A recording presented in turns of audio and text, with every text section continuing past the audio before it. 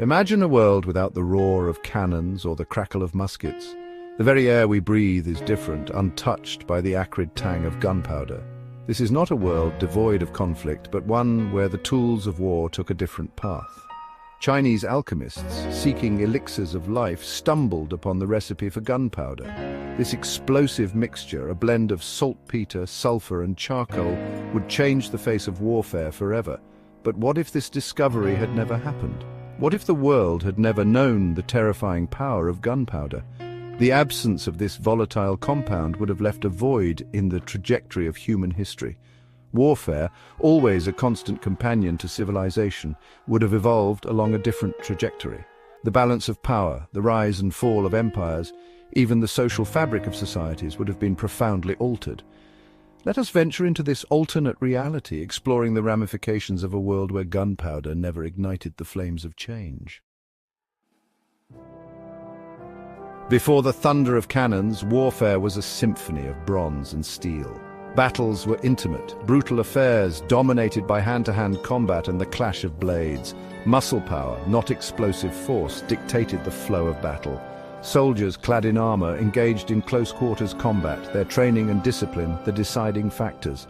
The clang of swords and the thud of shields formed the grim rhythm of war. Sieges were lengthy affairs. Without the devastating power of cannons to shatter stone walls, attackers relied on ingenious siege engines. Catapults hurled stones and incendiary projectiles, while battering rams, wielded by teams of men, attempted to breach fortified gates. Defenders rained down arrows, boiling oil, and rocks upon their attackers. Victory was often a slow, grinding affair, won through attrition and sheer determination. In this world untouched by gunpowder, castles would continue to reign supreme. Their towering walls and imposing fortifications, impervious to all but the most determined assaults, would remain the cornerstone of military strategy. The development of star-shaped forts designed to deflect cannon fire would be unnecessary. Castles would retain their imposing presence, symbols of power and security in a world where gunpowder never existed. These fortresses, far from becoming obsolete, would continue to evolve. Architects, unconstrained by the need to withstand cannon fire, might focus on developing even more elaborate and impregnable designs. Perhaps we would see castles with thicker walls, more intricate labyrinths of internal defenses, or innovative systems for repelling attackers. Section 4. Shifting sands of power, empires and exploration in an alternate timeline. The absence of gunpowder would cast a long shadow over the geopolitical landscape. The explosive rise of empires fueled by gunpowder's might would be a distant echo in this alternate timeline. The Ottoman Empire, which used cannons to shatter the walls of Constantinople in 1453, might have remained a regional power.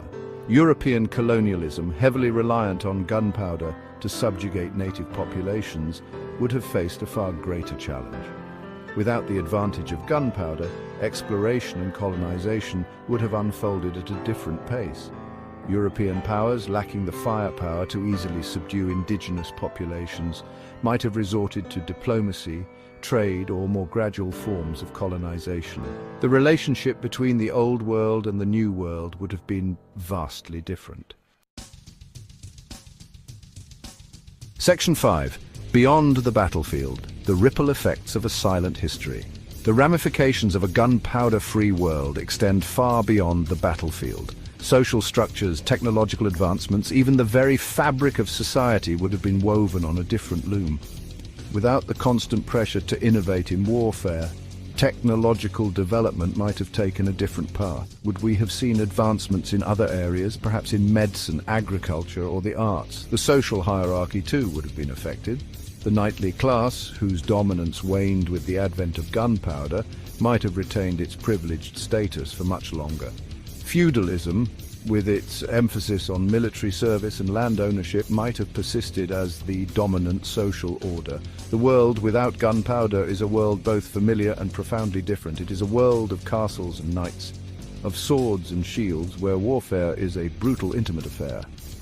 It is a world where empires rise and fall, not with the roar of cannons, but with the whisper of shifting alliances and the clash of steel on steel. It is a world that invites us to ponder the profound impact of technology on the course of human history and to imagine the countless paths not taken.